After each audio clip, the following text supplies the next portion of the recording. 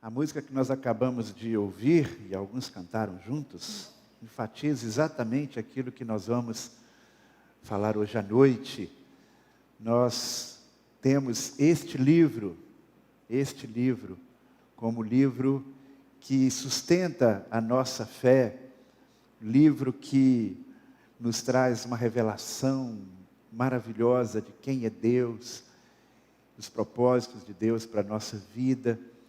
E hoje, quando nós estamos encerrando o mês da escola bíblica, nós queremos então lembrar a você a importância de conhecer o que está nesse livro.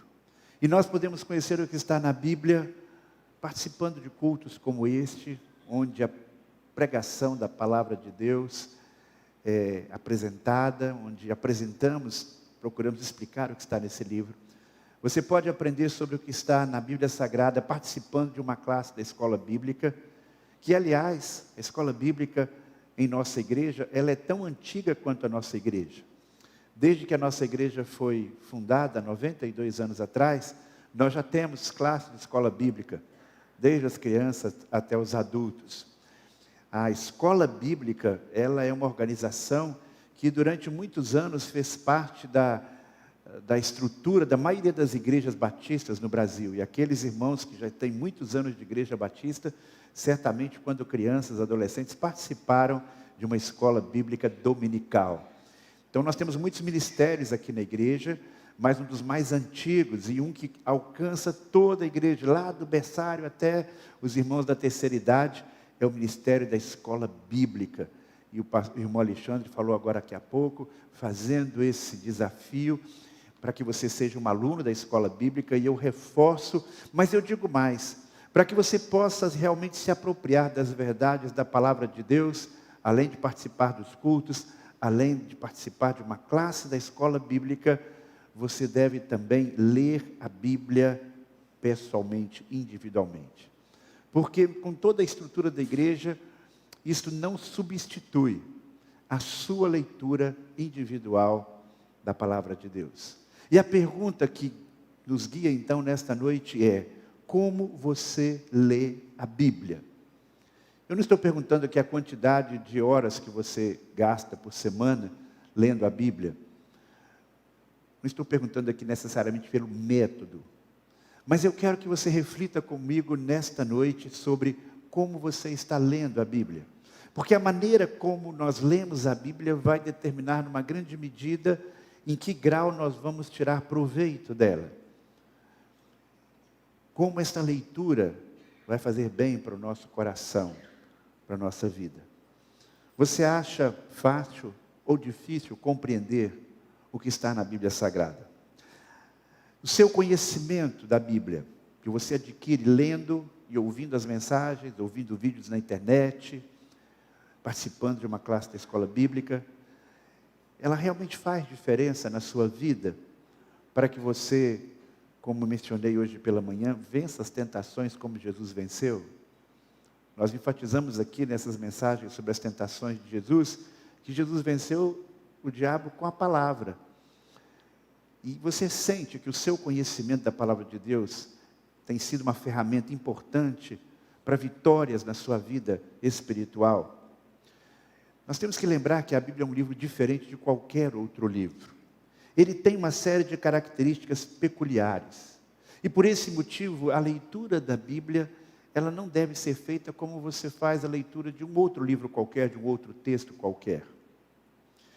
Nós temos uma oração na Bíblia, que eu não sei se você já reparou, mas é a maior oração que nós temos na Bíblia. Você sabe qual é a maior oração que nós temos na Bíblia? Sabe? Conhecimento bíblico, teste agora, hein? Qual é a maior oração que nós temos na Bíblia? Salmo 119. É a maior oração que nós temos na Bíblia. E esta oração, que é a maior oração que nós temos na Bíblia, praticamente todos os versículos, um número muito pequeno, dos 176 versículos que compõem este salmo, todos eles estão relacionados às Escrituras, que recebem diferentes nomes.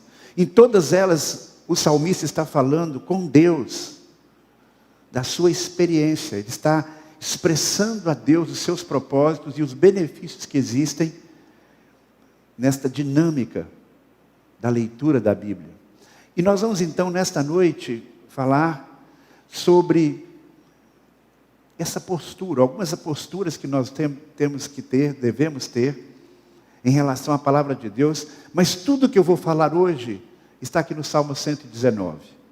Não se preocupem, eu não vou fazer uma exposição do Salmo 19, versículo por versículo, tá bom? Eu selecionei alguns versículos para que a gente possa, então, pensar sobre isso. E eu poderia falar muito mais nessa temática, porque o texto, a oração é riquíssima.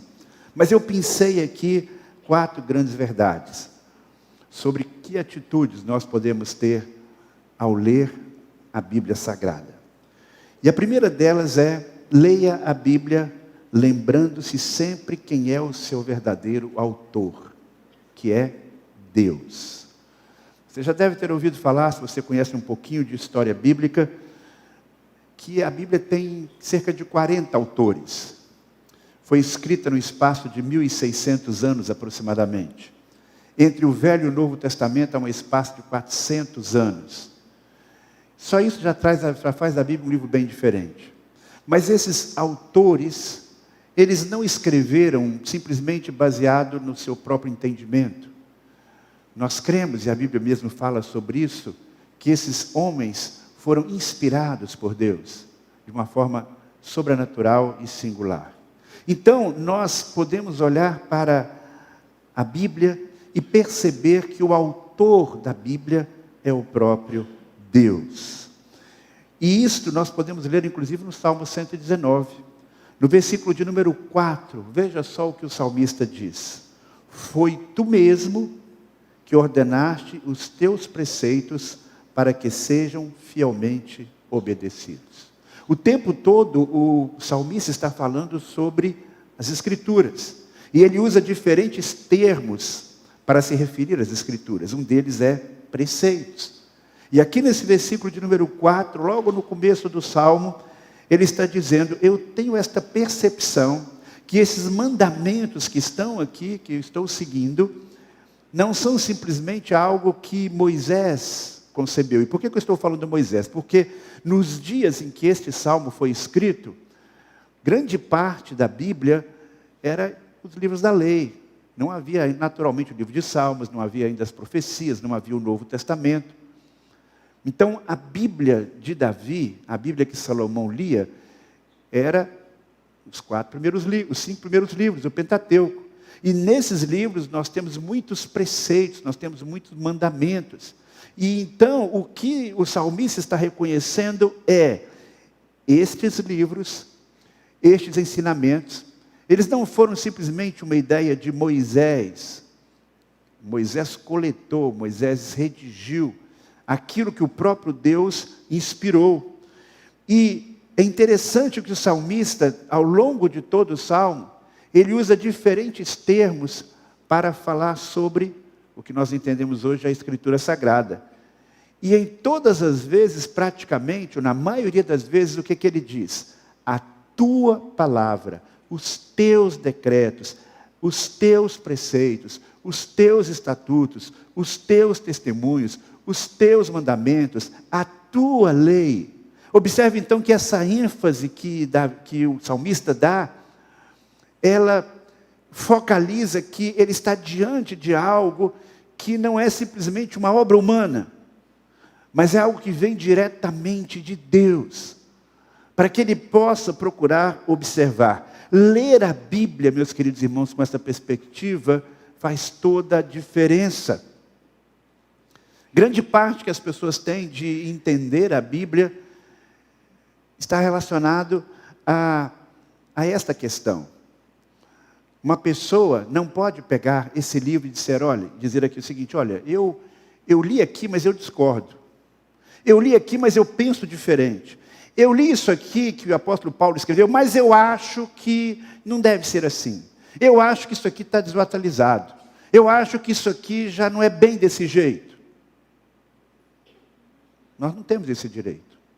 Quando a gente estuda na faculdade, a gente é desafiado, pelo menos lá no seminário, na época que eu estudava, a dizer o seguinte: questione o autor. Você vai fazer um trabalho, não é? Um bom professor diz: questione o autor. Não acredite em tudo que ele está dizendo cegamente, para que você possa fazer uma boa crítica. Não é assim? Você vai questionar, vai comparar com outros autores. A Bíblia não se presta a esse tipo de análise nesse sentido. Porque como é que você vai criticar o que Deus deixou? Como é que você vai questionar? Pode ser até que você não entenda ainda completamente. Pode ser que você não tenha a capacidade de realmente discernir aquilo. Pode ser até que você diga: Deus, eu não estou entendendo muito bem, mas você não tem o direito de dizer assim: Deus, eu discordo do Senhor. Esse é um princípio muito claro para nós. A Bíblia não é apenas um livro que conta histórias antigas. A Bíblia é o registro da revelação de Deus ao mundo. Mas a Bíblia é mais do que o registro da revelação de Deus ao mundo. A Bíblia, de fato, é a palavra de Deus. Ela mostra como Deus se revelou num determinado contexto histórico específico, e o que Deus quis para aquele povo naquele tempo, mas ao mesmo tempo ela tem princípios universais para nós hoje também. O autor de um equipamento qualquer, ele é a pessoa mais habilitada para poder dizer como é que aquele equipamento deve funcionar. Quem faz o manual de instruções é o fabricante. Então, quando Deus nos criou, Ele tem o direito de dizer como é que as coisas funcionam, o que deve funcionar ou não para nós. E esta percepção de que Deus e não o homem é o verdadeiro autor da Bíblia faz toda a diferença quando a gente se aproxima desse livro. Eu conheço e você também deve conhecer pessoas muito inteligentes, pessoas que conhecem a Bíblia no seu sentido do que está escrito aqui de conteúdo, mais do que a maioria dos crentes. Mas essas pessoas dizem: eu não aceito a autoridade desse livro. Se declaram ateus. Você vê na internet, tem pessoas que escrevem livros de grande sucesso. Há um judeu, por exemplo, que escreveu vários livros recentemente, e é um autor de grandes best-sellers, mas ele declara claramente: eu não creio no que está aí. Ele é um judeu, conhece muito do que está na Bíblia. Você vai encontrar influenciadores, professores universitários, que, tendo estudado história da religião, sabem mais sobre o judaísmo e sobre o cristianismo do que nós sabemos no sentido teórico que eles sabem. Mas por que eles não veem esse livro como sendo um livro que tem uma fonte de autoridade? Porque eles não reconhecem neste livro a palavra de Deus. Então, uma grande diferença entre um salvo e uma pessoa que não experimentou ainda a graça da salvação em Cristo Jesus é exatamente esta. O cristão verdadeiro, ele olha para esse livro e diz: eu tenho aqui em minhas mãos a palavra de Deus. Ou mais modernamente, eu tenho no meu celular a palavra de Deus, eu tenho no meu computador a palavra de Deus, porque o que mais importa não é a forma em si do texto, mas a fidelidade do texto que nós temos. Então, a primeira coisa que você tem que ter em mente é que Deus deu a você e a mim o privilégio de conhecermos quem Ele é, de conhecermos a sua vontade através de um livro que é a Bíblia Sagrada. Você consegue imaginar o que seria uma igreja se nós não tivéssemos esse fundamento? O que seria a nossa vida se nós não tivéssemos este livro? Porque este livro, meus irmãos, e aí vem a segunda verdade que eu quero que você guarde consigo, ele é um guia confiável para você conduzir a sua vida. A Bíblia é um guia confiável para você conduzir a sua vida. Nós vivemos num mundo em que as pessoas estão confusas sobre o que é certo e errado. Nos últimos anos, mais do que nunca, você tem um determinado assunto e você tem um grande grupo de pessoas dizendo: é assim. E outro grande grupo de pessoas dizendo: não é assim. A ciência diz isso, o outro diz: a ciência não diz isso. É esse o caminho político. Não é esse o caminho político. Devemos educar os nossos filhos assim: não está errado. Estava esses dias conversando com minha filha, que é médica, lá em casa, dizendo: parece que nunca os médicos estiveram tão divididos sobre os tratamentos. Né? Mas essa é uma característica desse nosso tempo. Onde há unanimidade? Em que há unanimidade no mundo de hoje? A palavra de Deus, ela nos dá uma sensação de segurança. Porque se eu leio a palavra realmente buscando a direção do Espírito Santo, e você lê a palavra naquilo que é central, naquilo que é fundamental, nós vamos ter uma concordância. Nós temos então um ambiente de divergências, de conflitos, de discussões, de ataques verbais, às vezes até de violência física, onde cada um tem a sua verdade essa construída com aquilo que aprendeu dos pais, ou com as suas experiências de vida, ou com um colega na faculdade, ou com professores. E nós estamos então nesse mundo como que peregrinos em uma terra estranha. Nós nem sempre sabemos do melhor caminho, mas a Bíblia se apresenta como uma espécie de mapa. Veja só o que diz Salmo 119, versículo 19. Sou peregrino na terra, não escondas de mim os teus mandamentos. O que ele está dizendo? Eu preciso de um guia, porque eu sou peregrino aqui, eu não sei, eu estou aqui chegando agora, eu não tenho um destino muito certo aqui, eu não tenho uma morada certa, eu preciso. Quando você está como peregrino, você está de passagem ali num lugar, você precisa de alguém que o oriente. Eu me lembro que quando eu e a Dora estávamos recém-casados, nós fomos morar em São Paulo. E eu ia fazer um trabalho de visitação a muitas igrejas na capital. Só que eu nunca tinha morado em São Paulo. E naquela época, São Paulo já era uma grande cidade. E eu ganhei um presente que foi um dos melhores presentes que alguém já me deu. Um missionário americano me deu um guia de São Paulo. Mapa. Dessa grossura assim. Você pegava, tinha lá pegava o nome da rua, aí ele te dava as coordenadas. A10, não sei o que lá. Aí você ia passando aquele mapa, e aí eu saía da minha casa para ir visitar uma igreja, e antes eu pegava aquele mapa e traçava um roteiro. Especialmente quando eu ia sozinho, eu pegava aqueles papeizinhos, que eu me esqueci o nome que a gente coloca no carro assim, Post-it, é isso?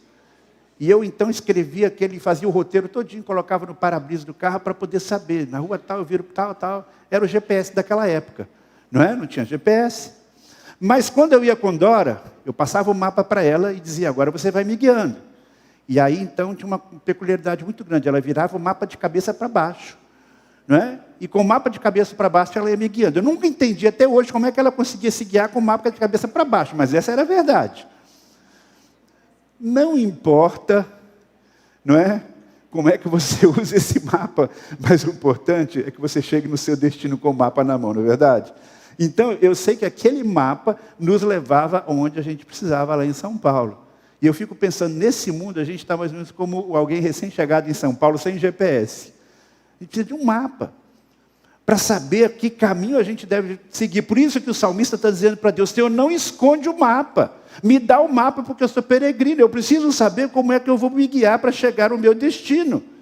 Eu preciso de orientações claras, princípios claros, para que eu possa saber como é que eu vou me conduzir. Mas a Bíblia é comparada, nesse sentido, não apenas a esse mapa. A Bíblia, que todos nós conhecemos muito bem, é comparado a uma luz. A tua palavra é lâmpada que ilumina os meus passos e luz que clareia o meu caminho. Nós estamos num mundo de escuridão. Eu me lembro, quando eu penso nessa ideia de uma luz guiando a gente por um caminho, que quando eu era criança, eu gostava muito de sair com meu pai, alguns irmãos, para fazer aqueles cultos lá no interior, lá no interior de Minas Gerais, né? Nós morávamos numa pequena cidade lá, e já naquela época a gente saía para alguns sítios, alguns lugares, algumas fazendas onde não tinha luz elétrica. Então a gente ia de carro até um certo ponto, e lá a gente descia e passava no meio do mato. E eu, criança, ali, 8, 9 anos, o que eu mais gostava de fazer era pegar a lanterna do meu pai, uma lanterna bem potente, e ir na frente, mostrando o caminho para todo mundo. E eu me lembro que quando tinha um lugar, onde tinha um córregozinho, uma água, que a pessoa que se estivesse andando no escuro, iria afundar ali o pé na lama, ou molhar o seu pé, o seu sapato, aí meu pai dizia, para aí, Marcos. Eu parava e ficava com aquela lanterna ali no chão, para que as pessoas todas pudessem passar naquele lugar sem molhar, enfim, chegar do outro lado com segurança. E quando eu estava me lembrando dessa experiência, eu fiquei pensando na palavra de Deus. A palavra de Deus é essa lâmpada. No meio da escuridão, ela ilumina, ela mostra onde você deve andar, para que você não afunde, para que você possa chegar com segurança ao seu destino. Nas horas mais difíceis, você para, ilumina, e no dia a dia você vai colocando essa luz na frente, para que você possa saber por onde você deve guiar. Então o salmista está dizendo aqui, eu olho para esse livro, e esse livro para mim é como uma lâmpada que conduz os meus caminhos. Eu posso passar num lugar desconhecido, eu posso passar num lugar escuro, mas se eu tenho essa luz, eu não fico perdido, eu não fico desorientado. É a luz que eu preciso para não cair, é a luz que eu preciso para saber as dificuldades que estão à frente. E o salmista entende que esta luz e esse mapa, que é a palavra de Deus, nos leva a seguir o caminho da sabedoria. Como nós precisamos de sabedoria? Veja só o versículo 32 do Salmo 119. Corro pelo caminho que os teus mandamentos apontam, pois me dá maior entendimento. Gente, como nós precisamos disso nos dias atuais? Como eu falei, nós vivemos tempos confusos. Nós vivemos num tempo de questionamentos sobre o que é certo e o que é errado. E nem sempre nós temos, por nossa própria experiência, a experiência dos nossos pais, não é? As nossas experiências de vida, todo o cabedal de conhecimento para saber, é assim que eu devo agir. Mas a palavra de Deus nos dá princípios que nos ajudam a ter sabedoria. Nós não precisamos apenas de pessoas que tenham habilidades técnicas. Nós não precisamos apenas de pessoas que tenham conhecimento aprofundado em diversas áreas.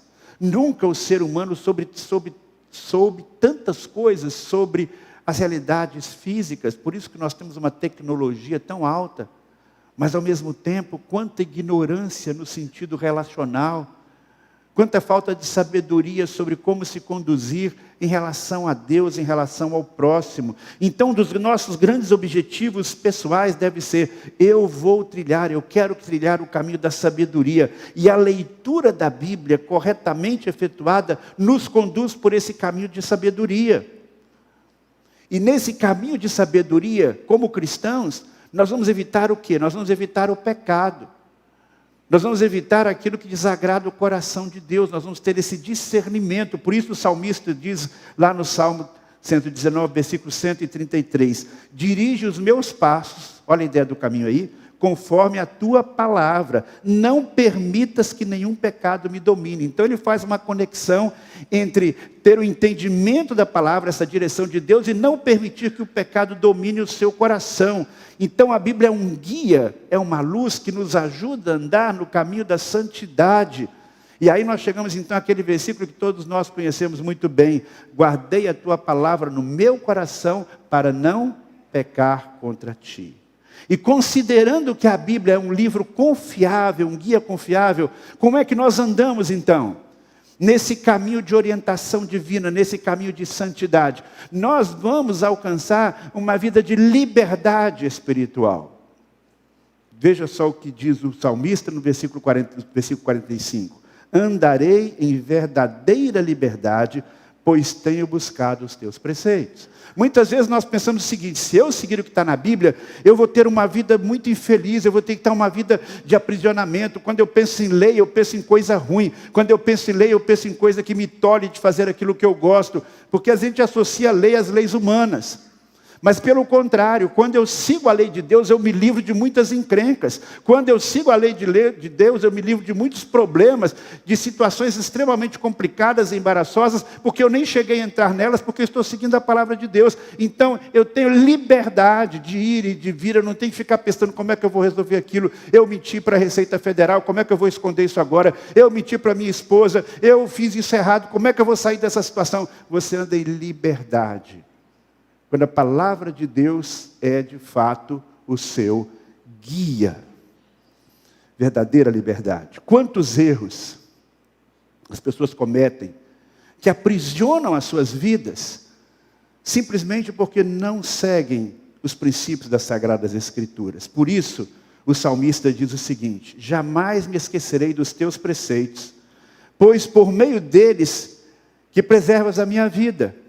Então a verdadeira vida que Deus planejou para você, preservar a vida, tem conexão com a palavra de Deus. Ele está dizendo, eu não quero me esquecer da tua palavra, porque para eu viver o teu projeto de vida, para que eu possa preservar a minha vida, eu preciso da orientação da tua palavra. Então observe só, vida preservada, vida em liberdade, vida iluminada, vida de pureza, evitando o pecado, vida de sabedoria, senso de direção.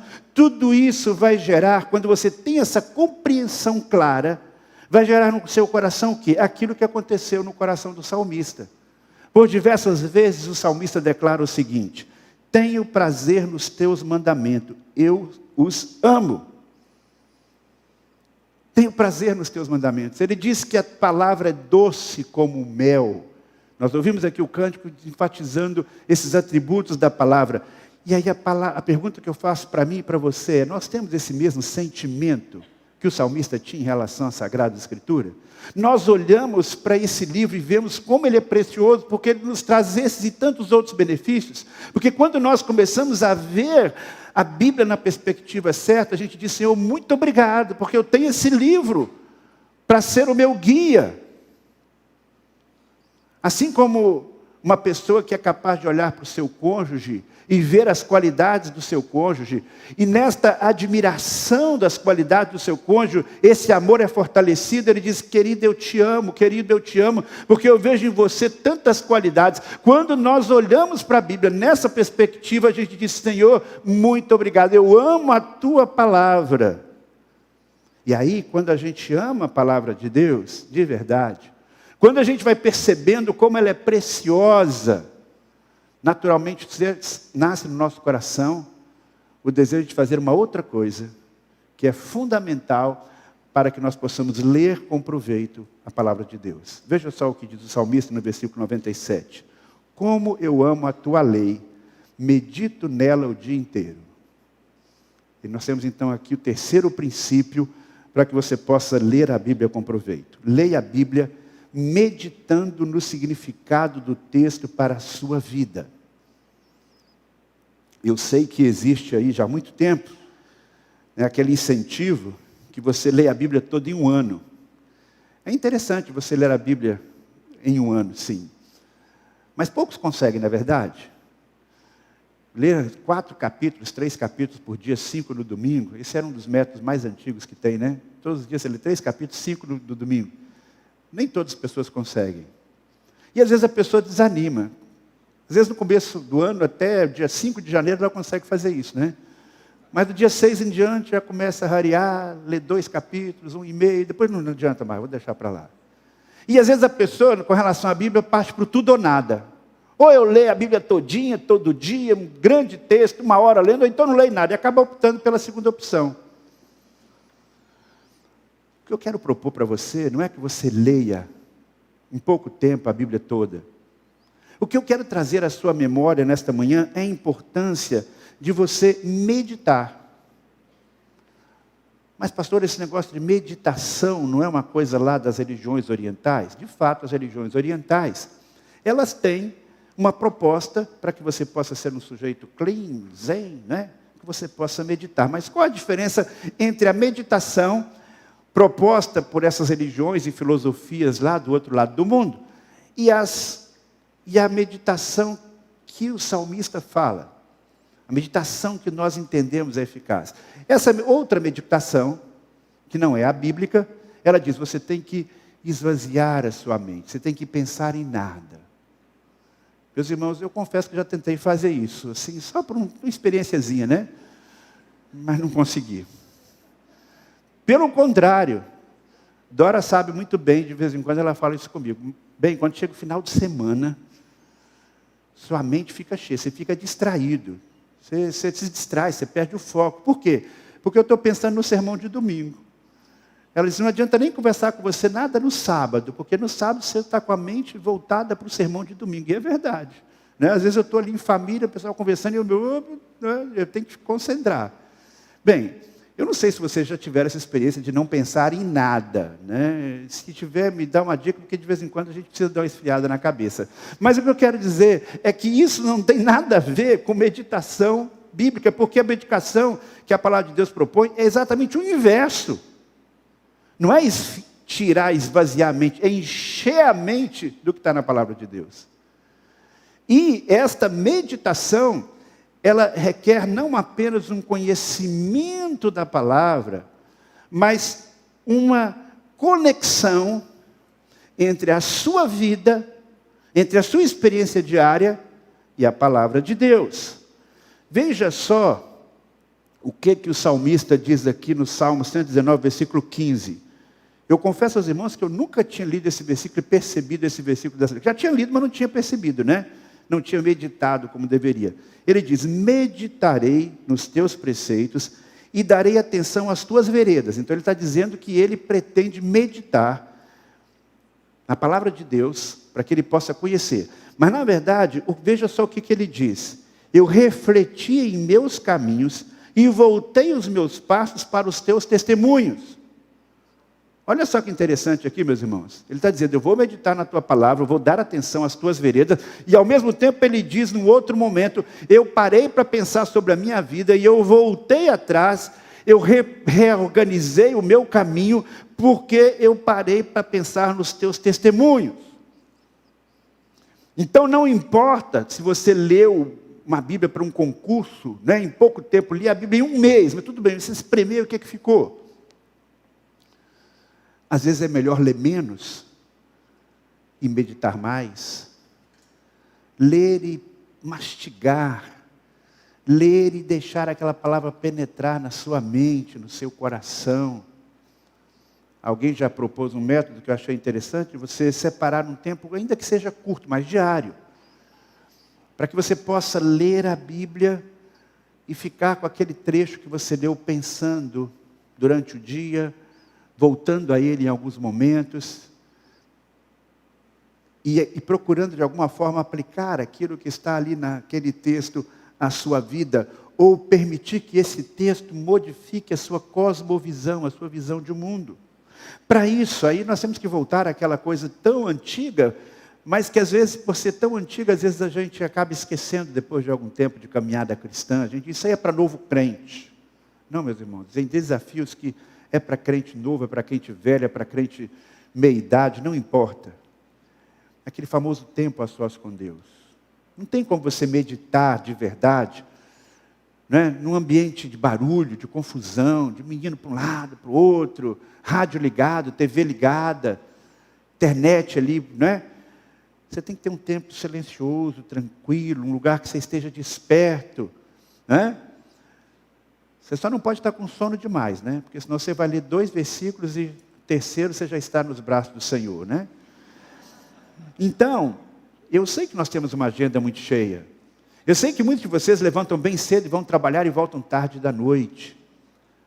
Mas se você separa um tempo, ainda que curto diariamente, para ler com foco a palavra de Deus, isso vai fazer toda a diferença. Não se contente em ter o conhecimento bíblico que você pode adquirir estando apenas no culto ou na escola bíblica. Separe um tempo para ouvir o que Deus tem a comunicar diretamente a você, ao seu coração. E você pode meditar na palavra não apenas com aquilo que você leu, mas com aquilo que você ouviu. Então hoje você escuta aqui esse sermão, não deixe que esse sermão, que esta mensagem se perca. Vai meditando, vai para casa pensando, não é? Amanhã você procura lembrar o que o pastor pregou domingo. Hoje em dia a gente tem a grande facilidade, se você esqueceu, né? No passado, se você esqueceu que o pastor tinha pregado domingo, quase estava esquecido, não tinha jeito. Hoje não, hoje você vai lá no YouTube, o que o pastor pregou mesmo? Aí você volta lá, revê aquilo, reflete sobre aquilo, não é verdade? Medita sobre aquilo. Nós temos hoje tantos recursos, meus irmãos, muito mais do que no passado. Nós temos excelentes Bíblias de estudo. Você pode pegar uma Bíblia de estudo para que você possa se aprofundar mais no texto. Não é que você vai ser um grande teólogo, né? Mas você separa um tempo, houve uma dúvida sobre aquele texto, você leu e não entendeu muito bem, procure uma Bíblia de estudo, frequentemente ela lhe dá uma luz sobre isso. Esse ano, eu estou lendo a Bíblia, na minha leitura devocional, usando essa Bíblia aqui, que eu recomendo, não sei quantos conhecem, chama Bíblia 365. Qual é a diferença dela? A linguagem dela é uma linguagem contemporânea, mas muito fiel ao texto sagrado. E ela tem uma grande vantagem. Ela vai trazendo a leitura por dia. Então já está impresso aqui no texto, né, o dia. Então, dia, por exemplo, a data de hoje é dia 24, né? 24 de abril. Então aqui, se eu vou seguindo direitinho, dia 24 de abril, eu vou então ter um texto do Antigo Testamento, que vai seguindo a sequência, de Gênesis até o final. Eu vou ter, na própria sequência aqui do texto, eu vou ter um texto do livro de Salmos, aliás, um texto do Novo Testamento, eu vou ter um texto de Salmos, e eu vou ter 1 ou 2 versículos de Provérbios. Ao longo da Bíblia, da leitura do ano, eu vou ler o livro de Salmos 2 vezes, e vou ler o livro de Provérbios 2 vezes, e ainda vou ler todo o Novo Testamento e Velho Testamento. Por que eu recomendo muito e tenho gostado muito disso aqui? Porque, sejamos sinceros, tem uns textos lá no Antigo Testamento, que você lê 10 versículos, 15 versículos, um capítulo inteiro, e é difícil você tirar uma lição logo e aplicar na sua vida, não é verdade? Essa é a verdade. Mas se você lê aqueles textos históricos, vai aprendendo ali, vai relembrando algumas coisas, e você lê um texto do Novo Testamento, você lê um Salmo, você lê um provérbio, não tem como Deus não falar alguma coisa no seu coração a cada dia quando você lê a Bíblia. Às vezes o texto lá do Antigo Testamento é truncado, eu nem fico quebrando a cabeça não, eu vou logo ler o Salmo e o provérbio que está no dia aqui, está tudo resolvido. Então eu quero sugerir para você, uma sugestão bem prática, não é? Ainda dá tempo, talvez você não consiga ler a Bíblia toda esse ano, mas esse aqui ajuda a ler a Bíblia toda, tá certo? Mas você lê um pedaço, medita numa parte daquilo que você leu, pensa sobre isso, e com isso você vai estar adquirindo de fato um conhecimento extremamente importante, prático, para a sua vida, para que você siga nesse caminho que Deus planejou para você. Mas há uma última verdade que eu quero falar para você, que complementa isso que eu estou dizendo hoje. Leia a Bíblia, pedindo a orientação de Deus para compreendê-la e aplicá-la à sua vida. Por que você precisa disso? Primeiro, porque tem coisa na Bíblia que é muito fácil de entender. Até uma criança ouve, lê e entende. E tem coisa que é difícil. Às vezes você lê e parece que você não consegue fazer uma aplicação daquilo na sua vida. Acontece comigo. Né? Eu leio um texto, parece que eu não consigo concentrar muito bem, leio uns versículos e já estou pensando em outra coisa. Então, para que a leitura seja proveitosa, você precisa usar um outro recurso poderoso que Deus nos dá, que é a oração. É a oração. Quando eu penso que esse salmo, que é a maior oração da Bíblia, é o maior salmo da Bíblia, todo ele tem a ver com a questão da Bíblia, é uma oração que Davi está fazendo, oração de louvor, mas também de petição, que, conjugada à palavra de Deus, veja só que exemplo que o salmista está nos dando aqui, de que nós precisamos orar, conectando a nossa vida de oração com a palavra de Deus. Então, frequentemente a nossa oração é, Senhor, geralmente nós oramos assim, de um modo geral, né? A não ser que você seja uma pessoa bem atípica, mas o cristão normal, ele ora pedindo pela sua família, não é verdade? Eu sou meu filho, minha filha, o concurso tem que passar, isso, protege meu filho que está viajando. Você ora pedindo pelos enfermos. Se você está num pequeno grupo, você vai orar pelos irmãos do seu PG que estão doentes. Se você já tem participa do relógio de oração, você abre lá e ora pelos irmãos do relógio de oração. Se você é um cristão muito preocupado com a salvação das pessoas, você vai orar por algumas pessoas que você deseja ser salvas. E geralmente a nossa oração vai por esses trilhos aí. Se você está doente, algumas necessidades pessoais, né? Você agradece a Deus.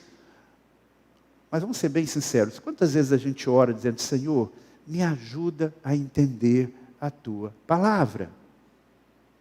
Me parece que poucas vezes, não é verdade?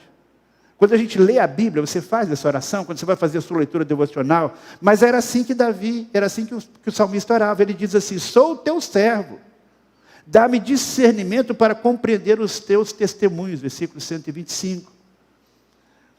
Tem muita heresia por aí, tem muita coisa que as pessoas dizem que está na Bíblia e não está na Bíblia, tem muita distorção, porque as pessoas não fazem essa oração simples. Elas ouvem um pregador, elas ouvem uma ideia legal, elas escutam uma ideia qualquer por aí, dizem, eu acho que isso aqui, eu tenho que achar um fundamento na Bíblia para isso aqui. Aí ele arranja um jeito de enfiar um versículo aí na ideia preconcebida que ele já tem, e aí vão surgindo as heresias.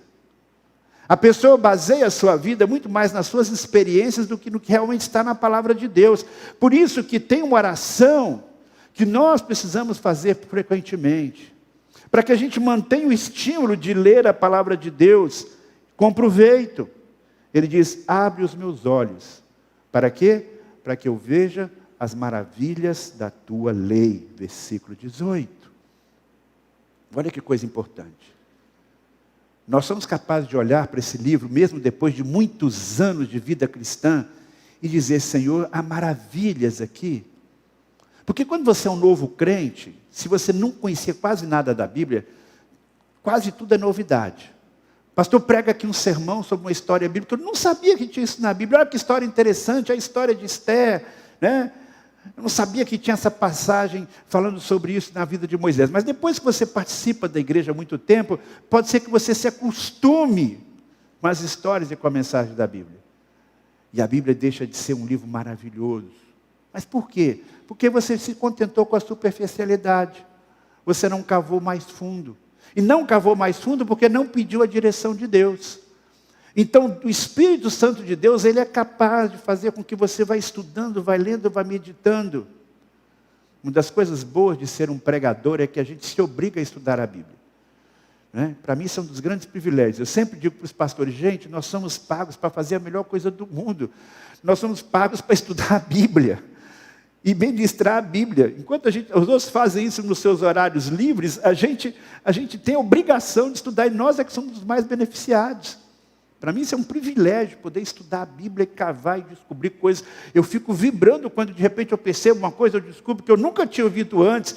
Né? Não é sempre que acontece isso, não é todo dia que acontece isso. Mas, independente de coisas novas, mesmo as coisas antigas, você pode ter uma perspectiva nova.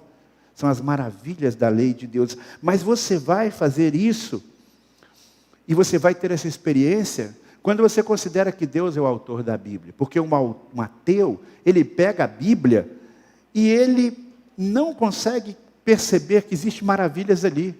Aquele conhecimento não toca a sua alma, toca só o seu intelecto. É como você ler uma carta de amor de outra pessoa. Né?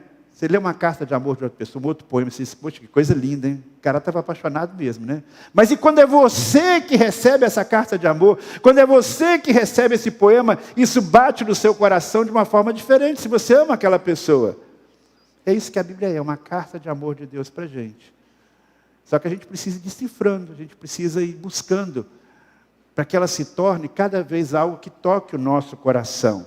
Mas o propósito de Deus, quando você lê a Bíblia, não é só que você se conecte com Ele e diga, Senhor, como é maravilhosa a Tua palavra, ela enche o meu coração de força, de energia, de sabedoria.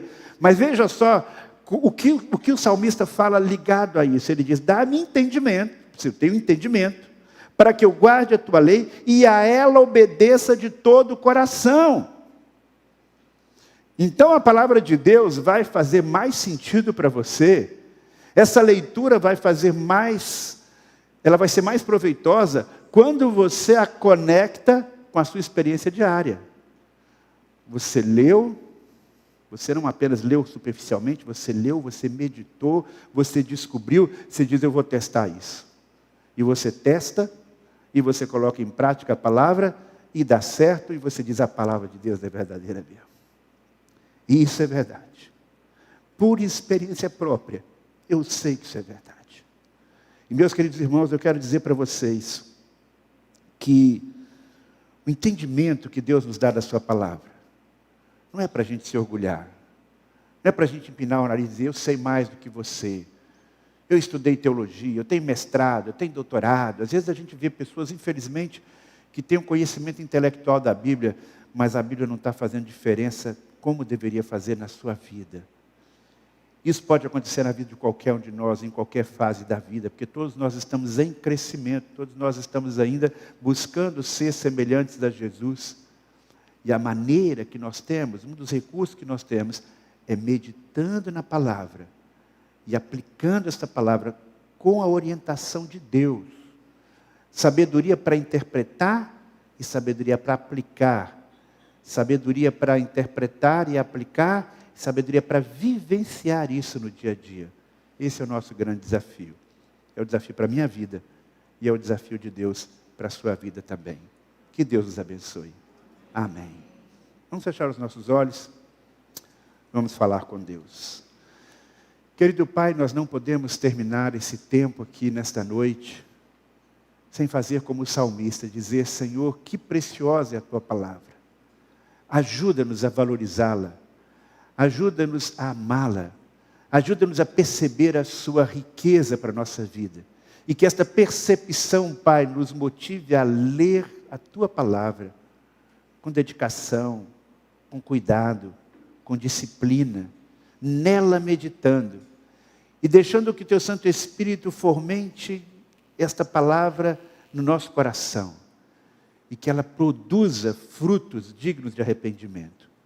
É o que eu te peço, Senhor, para a minha vida e para a vida dos meus irmãos. No nome de Jesus. Amém.